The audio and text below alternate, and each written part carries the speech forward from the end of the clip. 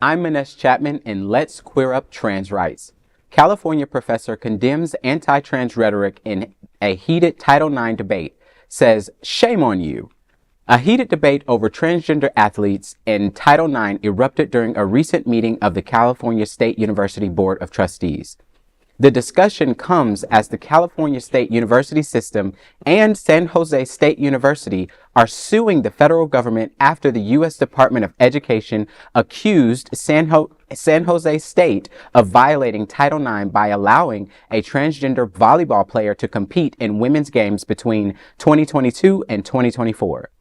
Education Secretary Linda McMahon reportedly warned the universities they could face funding cuts and a referral to the Department of Justice if they did not comply. During the meeting, Assistant Sociology Professor Jamie O'Quinn sharply criticized the board.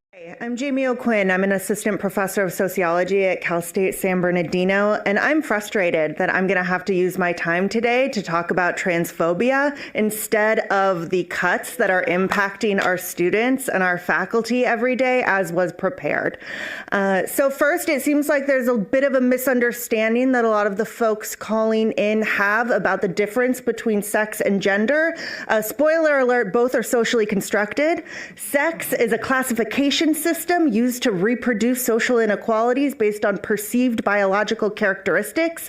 Male and female are binaries on a spectrum in which about 1 in every 1,500 babies born in the United States does not fall on. And the idea that I have to get up here and say that trans women are women and that's what I have to use my time to do is absurd. Shame on you. Shame on all of you. And shame on you for using lesbian politics as a front for your transphobia, because this lesbian has had plenty of girlfriends with penises. So just a comment. You know, for me, I actually commend her for her bravery in standing up, because that is what you call an ally, right? We see a lot of times our allies tend to stand behind us. She actually stood in front of us. And not only did she come from a space of breaking it down to where literally the constructs of sex and gender have been created to create separation amongst us, to show that, to I guess, create the illusion that there is no oneness amongst everybody in the community. So I definitely commend her for standing up, especially in a time where they're willing to pull away people's funding just for helping people in healthcare. You know, so her being a professor and standing up, I truly appreciate that. And to also draw the attention away from the fact that it's not just trans people who are seeking the space of inclusion, but also our allies, our cisgendered allies, who are also in that space of wanting to create inclusion, and to, I guess, draw focused and calling out those feminist groups, as well as those people who identify as lesbian.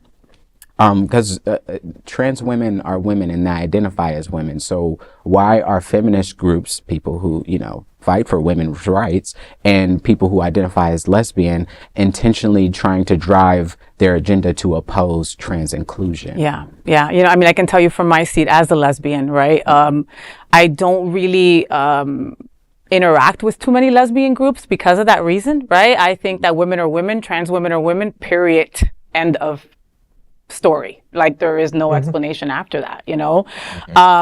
But this is their way, or society's way, of separating us. Right. Okay, the reality is that everybody has LGBTQ plus kids, parents, relatives, whatever it is. We're everywhere. We're like roaches, okay? But they want us to separate within our own acronym.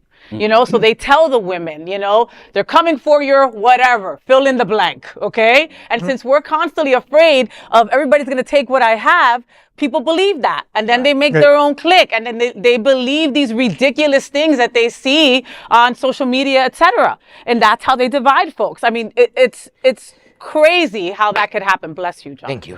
Bless you. So honestly, this lady, I'm kind of in love with her. Sorry, Teresa. Sorry, Teresa. Even with the crazy hair, she got super hot the more she talked. You know what I mean? I was like, yes, because she broke it down and she felt the need to. Okay, like women are not allowed to speak in many circles, and she was like, I'm gonna use this time, and she even said it. I can't believe I have to use this time for this.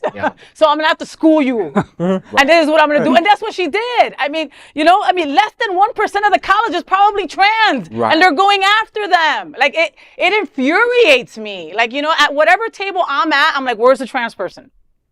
Okay? I mean, because if I'm representing black, brown, and lesbian, I can't represent it all. And people like to be a scapegoat that way and go, no, but we got faith. No, you did it. And I also think a lot of people get mixed up or taken aback in semantics these days, because we forget, again, just as she said, all of this stuff is made up, right? And so if we're sitting here and we're saying, oh, we're man, we're woman, we're cis, we're this, someone told us that. We all agreed to it, or we chose not to agree to it. But the fact of the matter is, when we came out, we are assigned a sex, right? And then we're then able, because gender throughout history was not dependent upon your sexual reproductive parts. It was dependent upon your job, sometimes the way you dress, cultural things. Trans people were held some of the most sacred roles throughout history. So trans people are not new, right? But again, the terminology, we didn't call ourselves trans. The scientists and the people that, we're doing all the fighting against right now, they called us trans. We didn't call cis people. Again, the same people called us called cis people. And so when we get caught up in those semantics, when we get caught up in all of those things, we lose sight that a system has been intentionally created for certain people to thrive. And you and I, all of us sitting at this table, we're not a part of that 100 people, right? We're part of those 100 families. And so we're all in the same battle, as we've already iterated, the oneness that has to come within our community right now. Right now. Like yesterday, he's saying, okay. They're saying like yesterday. Let's start like yesterday, getting united in some way, okay?